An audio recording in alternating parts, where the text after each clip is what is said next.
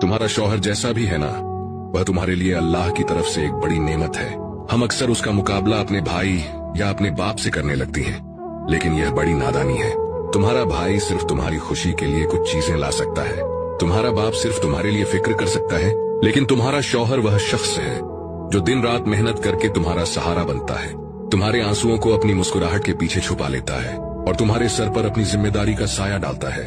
याद रखो, शौहर ही वह हस्ती है जिसने तुम्हें इज्जत देकर अपने घर की मलिका बनाया। वह तुम्हें अपने कंधे का सहारा देता है, तुम्हारी जरूरतों को पूरा करने के लिए अपनी ख्वाहिशें कुर्बान करता है। इसलिए बीवी का फर्ज है कि वह अपने शौहर को भाई और बाप से बढ़कर समझे, क्योंकि वही तुम्हारे साथ जिंदगी के हर मोड़ पर खड़ा है। तुम्हारी मुस्कुराहट के पीछे उसकी कुर्बानियां छुपी होती हैं।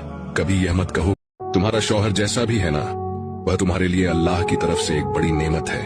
हम अक्सर उसका मुकाबला अपने भाई या अपने बाप से करने लगती हैं, लेकिन यह बड़ी नादानी है।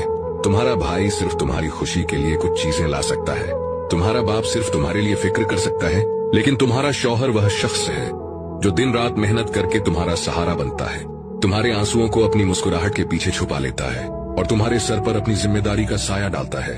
याद रखो, शौहर ही वह हस्ती है जिसने तुम्हें इज्जत देकर अपने घर की मलिका बनाया। वह तुम्हें अपने कंधे का सहारा देता है, तुम्हारी जरूरतों को पूरा करने के लिए अपनी ख्वाहिशें कुर्बान करता है। इसलिए बीवी का फर्ज है कि वह अपने शौहर को भाई और बाप से बढ़कर समझे, क्योंकि वही तुम्हारे साथ जिंदगी के हर मोड़ पर खड़ा है। तुम्हारी मुस्कुराहट के पीछे उसकी कुर्बानियां छुपी होती हैं।